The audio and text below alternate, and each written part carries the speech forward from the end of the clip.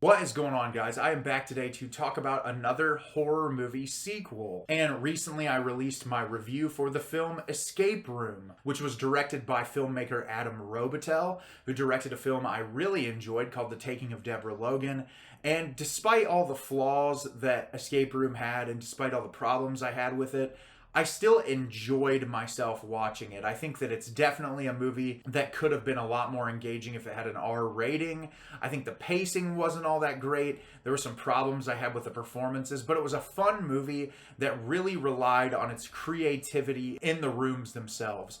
And that's what I appreciated so much about the film, is the attention to detail and the production design. And I actually had a lot of fun watching the production design and how these rooms played out. And so knowing that Adam Robitel did the sequel to Escape Room, I wanted to check it out to see if he fixed or tidied up any of the issues that I had with the original film. And so today I'm going to be talking about the film Escape Room Tournament of Champions. Escape Room Tournament of Champions is directed by Adam Robitel. 6 people unwittingly find themselves locked in another series of escape rooms, slowly uncovering what they have in common to survive as they discover all the games that they've played before. So excited to check this out because same director, hoping that he would tidy things up from the first film that I didn't enjoy as much and just kind of build on that with the incredible production. And this movie falls into the same issues that I have with the first movie. It's fun to watch. There are moments that are really enjoyable, but the same problems exist in this movie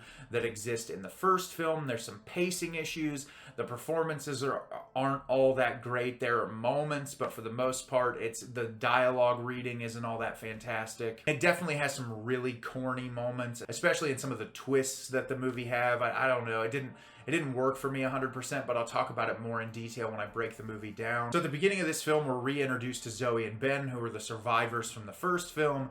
They're kind of living their day-to-day lives. Zoe is still obsessed with tracking down this organization that created these escape rooms, wants to figure out why they're doing it, why they're targeting these people, and she wants to try to shut them down.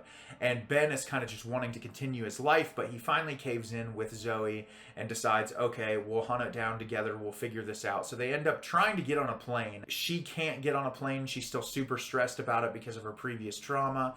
They don't, which they actually save themselves from getting on board another escape room, as we're told at the beginning of the movie. And they end up getting a car and driving to this place together. Well, upon stumbling upon this place, they initially don't find anything. They get confronted by this guy who steals something from them. I can't remember 100% what he grabs. And he runs on the subway. The two of them run on the subway behind him. He gets off, and they're on the subway with this group of other people. They get on there, and they find out they're in another escape room. And it begins a series of escape rooms.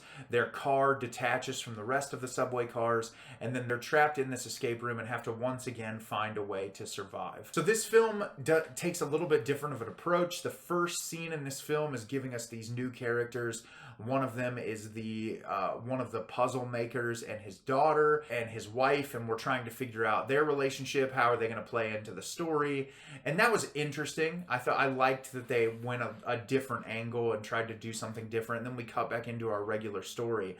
The problem is this is pretty much the exact same film as the first movie with new characters, but the difference is they've already experienced it once, so they know what they're getting into. Some of the dialogue in this is absolutely horrendous. Like the conversation, one of the people legitimately says the line, "What is this, a tournament of champions?" And I rolled my eyes. I was like, you can't, no, I'm sorry, like you can't do that. And a lot of it falls into that trap of what I said from the original film, which is pointing at something and talking about it, which, like, I get you're in an escape room, that's kind of what happens, but it becomes kind of annoying to watch after a while. Like, I'd rather there be really interesting use of the camera to reveal information, and instead it's more just like point and look, point and look.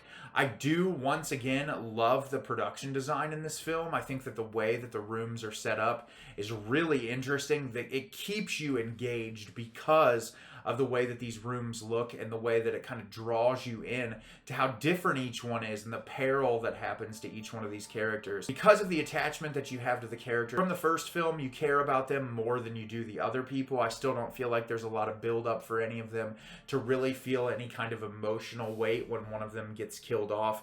Obviously, this is also PG-13, so it's relatively tame as far as the kills are concerned, which I mean is probably cool for a younger audience that needs a gateway type of series into horror to watch. But for me, it's like, okay, I think of Saw. It's hard not to compare this movie to Saw, and the thing about Saw is those movies don't really take themselves seriously. They're really kind of silly and goofy and fun, but because of the over-the-top gore, it makes it even more immersive and interesting. Where this is like, it feels very tame. The dialogue isn't well written, but like in Saw, when the dialogue isn't well written, it feels almost like a hokey soap opera, so it's funny to watch. It's entertaining. Like, there's not a film in the Saw franchise that I feel like doesn't have its entertaining moments, even in the ones people hate. I feel like there are still moments of entertainment throughout that franchise.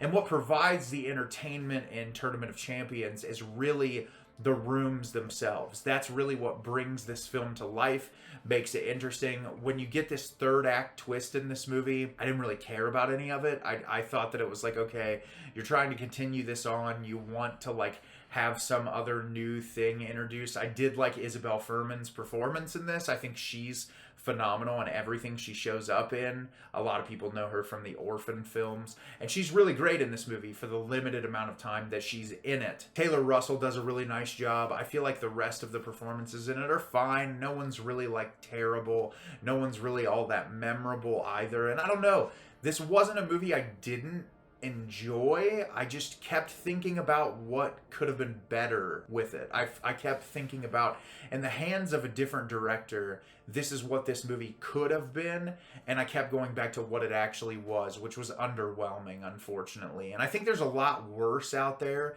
that you can watch, but I wouldn't recommend running to see Escape Room Tournament of Champions. So have you seen Escape Room Tournament of Champions? Did you love it? Did you hate it? Leave me a comment down below and let me know what you thought. I thought this movie was okay. I really enjoyed the traps in it. I thought that they were really fun to watch, but aside from that, it was all pretty lackluster. As always, if you can like the video and subscribe to the channel, helps me out a lot and lets me know the type of content you're looking for. I'm always putting out new material and look forward to getting more out for you in the near future. And as always, everyone, thank you so much for watching and have a great rest of your day.